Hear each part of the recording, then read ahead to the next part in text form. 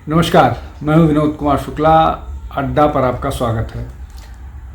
America के प्रधानमंत्री Donald Trump ने एक बार फिर दोहराया है कि भारत और पाकिस्तान के बीच जो ऑपरेशन सिंदूर को रुकवाने में उनकी महत्वपूर्ण भूमिका थी और उनका ये भी दावा था कि 7 एयरक्राफ्ट गिरे हैं। हालांकि कहाँ के गिरे हैं कहाँ के नहीं गिरे ये बात नहीं की, और ये बात बताया कि उन्होंने प्रधानमंत्री नरेंद्र मोदी को 24 घंटे का टाइम दिया था, लेकिन उन्होंने 5 घंटे में ही वार रोक दिया।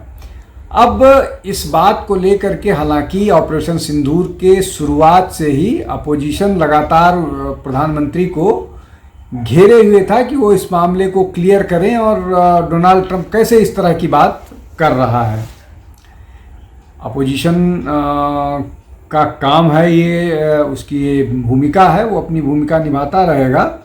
लेकिन आज एक जो महत्वपूर्ण बात है जिस पर चर्चा होनी चाहिए, या चर्चा हो रही है, वो ये कि डोनाल्ड ट्रंप के 4 फोन प्रधानमंत्री नरेंद्र मोदी के पास आए और उन चारों फोन को प्रधानमंत्री नरेंद्र मोदी ने नहीं रिसीव किया।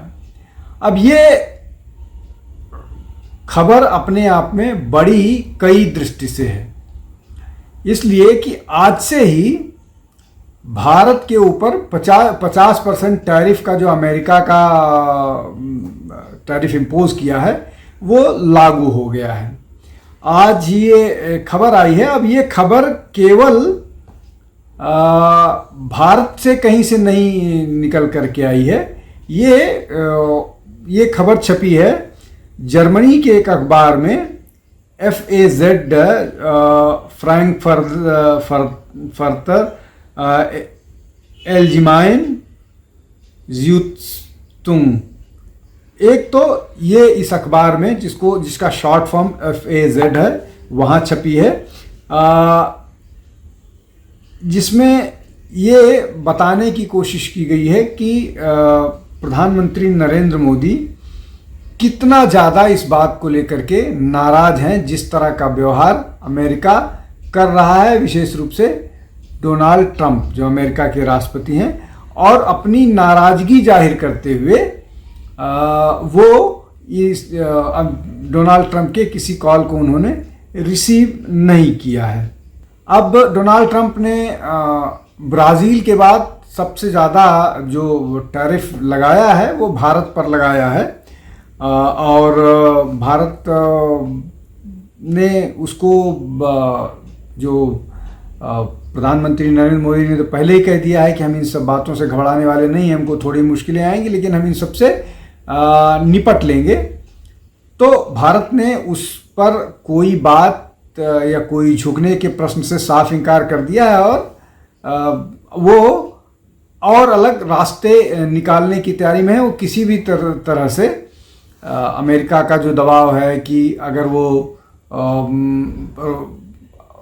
रशिया से तेल खरीदना कम कर देंगे तो हम टैरिफ नहीं लेंगे। लेकिन ये कुल मिलाकर के इसमें 2 चीज़ें निकल करके आ रही हैं जो वो बात कह रहे हैं। पहला ये कि प्रधानमंत्री नरेंद्र मोदी उनके लिए इतना महत्वपूर्ण है कि उनको मालूम है कि प्रधानमंत्री नरेंद्र मोदी ही रशिया और यूक्रेन का वॉर रुकवा सकते हैं, इसलिए वो भारत पर रशिया और यूक्रेन का वॉर रुकाने के लिए दबाव डाल रहे हैं। दूसरी महत्वपूर्ण बात है कि जो एग्रीकल्चर सेक्टर है, जो भारत का सबसे ज़्यादा, जिसका GDP में सबसे ज़्यादा रोल है और जो सबसे ज़्यादा एम्प्लॉयमेंट प्रोवाइड करता है, उस सेक्टर पर हमला होगा अगर भारत जिस तरह की बात अमेरिका कर रहा है उसको मान लेते हैं, जिसको प्रधानमंत्री नरेंद्र मोदी ने साफ इनकार कर दिया है। अब ये जो बात है इसको एक जापान के अखबार ने भी छापी है, जिसमें उन्होंने यही बात कही है कि प्रधानमंत्री नरेंद्र मोदी ने डोनाल्ड ट्रंप से बात नहीं की है। निकेई करके एक अखबार है, उसने भी ये बात कही है, ये उसने भी ये खबर छापी है। अब इसको लेकर के निकेई एशिया ने ये खबर छापी है, जापानीज न्यूज़पेपर। अब इसको लेकर के एक्सपर्ट्स के भी अपनी बात है। एक एनालिस्ट हैं मार्क फ्रेजर, उनका ये मानना है कि ये जो अमेरिका जो ये मुहिम चला रहा है भारत के खिलाफ, इस मुहिम से उसका जो इंडो पैसिफिक अलाइनमेंट था, मतलब क्वाड को मान लीजिए, वो उस मुहिम को धक्का लगा है और चाइना को कंटेन करने का उसका जो प्रयास था या उसकी जो कोशिश थी वो औंधे मुंह गिर गई है। वो चाइना को कंटेन अमेरिका करने की उसकी जो मुहिम थी उसका क्या हुआ, उससे हमको या भारत को कोई लेना देना नहीं है। भारत अपनी एक स्ट्रेटजिक रणनीति पर काम कर रहा था, अपने डेवलपमेंट एजेंडे पर काम कर रहा था। उस एजेंडे को निश्चित तौर पर तकलीफ हुई है, उस मुश्किल आई है, लेकिन अब ये जो डेवलपमेंट का मसला है, निश्चित तौर पर जो भारत की ग्रोथ ट्राजेक्ट्री है, जो भारत का ग्रोथ रेट है, वो थोड़ा ठिठक सकता है, लेकिन वो इतना ज़्यादा नहीं ठिठक जाएगा कि जो 7% अप्रॉक्सीमेटली 7% जीडीपी ग्रोथ की बात है वो घट के 2.5% 3% आ जाएगा। मान लीजिए 0.5% या 1% ग्रोथ रेट कम भी होती है तो उसको एक साल में उसको शायद भारत मेकअप कर ले। लेकिन ये जो ट्रंप का जो फेस लॉस है, क्रेडिबिलिटी लॉस है और जो बिजनेस लॉस है, तीन चीज़ें, आपकी क्रेडिबिलिटी को नुकसान हुआ है, आप पर कोई भरोसा नहीं करेगा। दूसरा ये कि आपका जो बिजनेस नुकसान होगा, भारत बहुत बड़ा मार्केट है, बड़ा बाजार है, आपका एफएमसीजी से लेकर के और आर्म एंड एम्यूनिशन की खरीद तक भारत बड़ा खरीदार है, उसका नुकसान होगा। तीसरा जो क्रेडिबिलिटी क्राइसिस है, डोनाल्ड ट्रंप को या अमेरिकी प्रेसिडेंट को क्या अब कोई भी देश फेस वैल्यू पर लेगा या नहीं लेगा, ये महत्वपूर्ण है।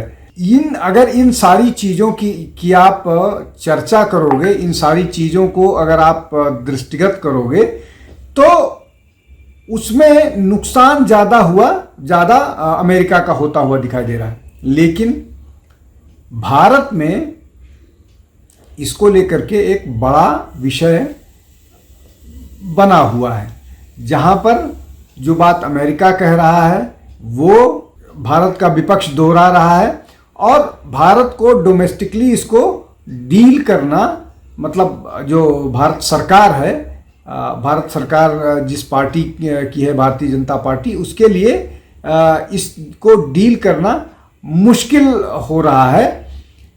लेकिन ये जो 4 बार प्राइम मिनिस्टर के रिजेक्ट करने की बात है, इसको अब थोड़ी सी शायद भारतीय जनता पार्टी और बीजेपी को कोई इसमें रिलीफ मिले और वो बता पाएं कि भारत ना पहले झुका था, ना अभी झुका है, ना उन्होंने बिजनेस के कारण कोई समझौता अमेरिका से किया था, ना अभी वो कोई समझौता करने के लिए तैयार हैं। इसके अलावा डिप्लोमेसी का एक रीसेट हो रहा है, वो भी महत्वपूर्ण है। जिस तरह से भारत और चाइना और रशिया एक तरफ हो रहे हैं, ग्लोबल साउथ एक तरफ हो रहा है।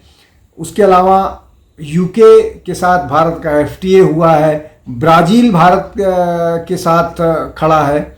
उसके अलावा अभी ग्लोबल साउथ के बहुत सारे देश, फिजी, फिलीपींस, अजरबैजान और उसके अलावा कतर, इस तरह के देशों की भारत के साथ लगातार भारत का विजिट हो रहा है या भारत विजिट कर रहे हैं। भारत के प्रधानमंत्री अभी चाइना और जापान जाने वाले हैं।